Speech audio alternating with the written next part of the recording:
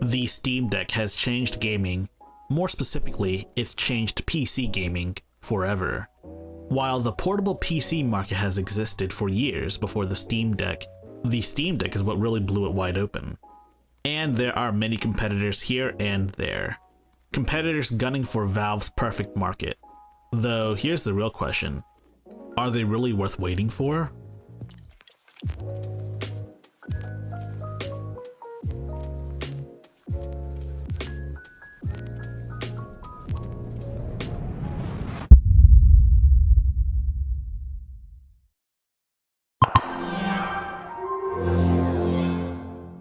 I know for a fact that most of my audience came here for Steam Deck content. That's why it's important that we talk about Steam Deck's competitors. More specifically, what's coming in the future.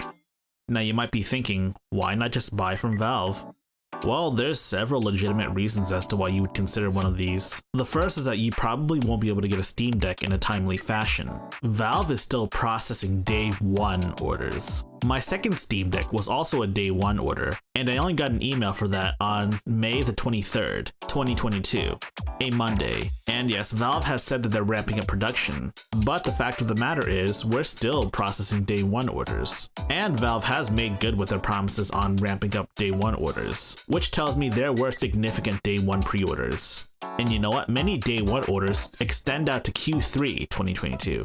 Q3 being July, August, and September. So if you just found out about the Steam Deck today and you wanted to pre-order it, it's highly unlikely that you'd see yours this year. The second reason people may consider these Steam Deck alternatives is because they may end up having better specs than the Steam Deck. Anyone that's familiar with PC gaming as a whole should be familiar with the fact that companies create better products year after year. After all, today's high-end is tomorrow's mid-tier. To be fair, we have no idea what the heck Valve is going to do once the Steam Deck becomes outdated. We don't know what Valve's plans are for a Steam Deck 2, other than the fact that apparently they're gonna make one. We don't know if they're gonna do a yearly refresh or if they'll do it every couple of years, more akin to a console. Given that Valve's taking the console approach to the UI and everything, I would imagine that Valve is gonna take the console approach of waiting a couple of years and then releasing a significantly more powerful Steam Deck 2. Other companies though, such as Aya and GPD, release a new device every year, or in Aya's case, every 6 months. Given that they use off-the-shelf laptop components, the upgrades are very frequent but also very incremental as well. You shouldn't expect major gains year after year unless some revolutionary architecture is created. You know? What this also means is that in about a year or two, these companies will be making handheld devices that are more powerful than the Steam Deck. Better CPU, potentially a better GPU as well. If you're the type of person that's not content with having slightly less speeds than the competitors and you instead want to buy the competitors no matter how expensive they are, then this may be the option for you. So let's first talk about Aya's plans. Aya's not launching a singular device, but rather a product line of Aya Neos. This includes the Aya Neo Air, Aya Neo 2021, Aya Neo 2, Aya Neo Slide, and Aya Neo Next. I've heard a lot of great things about the Aya Neo, and as much as I'd like to do a review on them, I can't fathom spending $1,000 or more on a device like this. Especially when I already have a Steam Deck, you know? But if the gains turn out to be very significant, I might have no choice but to get one. So Aya just released the specs for the Aya Neo Air. They also announced that there's going to be an Aya Neo Air Plus, which wasn't in the chart. If you're going to get an Aya Neo Air, I would recommend getting the Plus, as that features RDNA 2 graphics, which is the same architecture featured on the Steam Deck. Also coming from Aya is the Aya Neo 2. This will have a Zen 3 processor as well as RDNA 2 graphics. In theory, this should mean that the Aya Neo 2 will be better for high-end emulation such as PS3 and Nintendo Switch. What's also known is that we'll be getting PCIe Gen 4 storage as well as a fingerprint reader, LPDDR5 6400 memory, and USB 4.0 ports. USB 4 being a major game changer, if only for the ability to plug in external graphics cards. You want to plug your Aya Neo into a TV or monitor? You can do that. And with great graphical performance too, thanks to your external GPU. That said, all of this will cost a pretty penny. This stuff isn't cheap, and if I had to guess the price, I would probably guess it'd be over $1,000. Next on our list is One Netbook, creators of the One X Player. They haven't really announced anything new on the horizon, though they did make a very interesting statement in regards to SteamOS 3.0.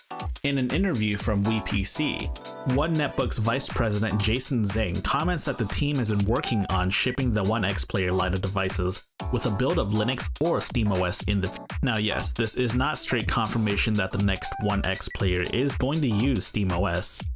Heck, they may not even go through with their Linux plans either. But this shows that companies are considering SteamOS and its feature sets. And of course, if every handheld device were to use SteamOS 3.0, this would be a win for Valve. Now we get to talk about GPD. GPD. Arguably the oldest player in this market.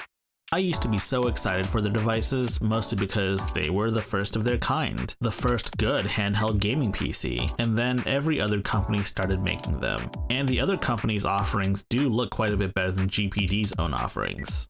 The only device of theirs I know that's coming out is the GPD WinMax 2. And all I know about it is that they're going to be using the Ryzen 6000 APUs. Honestly, I'm not a huge fan of the clamshell design. The controls don't look that comfortable to me, honestly. It also looks very big, though I thought the Steam Deck would be too big for my own hands, though that hasn't turned out to be the case. Maybe I'll be pleasantly surprised with the size. And I have my own reservations on GPD as a business. If you want to see that video, go find it in my channel. Those are Valve's 3 main competitors. And that's not all. There's a few more companies coming to the foray. We have Tencent's device, and honestly, we haven't heard anything about it since, so I'm not going to talk about it. You've got Anbernic's device, the Anbernic Win 600. I've scoured the internet for specs on this thing, and honestly, I can't find definitive specs. Reports suggest that there may be an AMD APU in the device, given that Anbernic has advertised it as both a Windows and a SteamOS machine, but only time will tell if it's any good. Also, I can't find the price either. Finally, the most interesting development came from Ein, creators of the Ein Odin. So the Ein Odin is an Android handheld gaming device, and it does emulation really well. A lot of YouTubers seem to like it for its emulation capabilities. And it can run Windows 11 ARM. The real interesting part was when they announced the Ein Loki, a Windows PC in the same form factor. The prices range from $299 all the way to $799. The cheapest one will be running an Alder Lake processor with Intel graphics, whereas all of the other ones will be having a Zen 3 Plus processor, with RDNA 2 graphics of course. If you want my personal opinion, don't go for the Loki Mini. Spend a little more to get one of the Lokis with AMD processors. Intel graphics drivers still aren't where they need to be, and like AMD graphics perform better anyways. The price is very comparable to the Steam Decks, albeit a little more expensive in the high end. However, compared to the likes of Aya Neo and GPD and the One X players, this thing will be way cheaper, like around half the price for what I presume to be, hopefully, the same level of performance. If Ein can truly deliver on the performance to price ratio, then this may be a truly viable alternative to the Steam Deck. This would low-key be one of the most interesting developments in the entire market, a push for more affordable handheld PCs. That's all I've got to say on this matter. I'm no handheld PC expert, given that the Steam Deck was my very first handheld PC, but I just wanted to get my opinions out of the way. Thank you guys for watching, and hopefully you guys will stick around and watch the next video that comes out. So if you like my content, please like, subscribe, share with your friends, join my Discord server, and also enable notifications.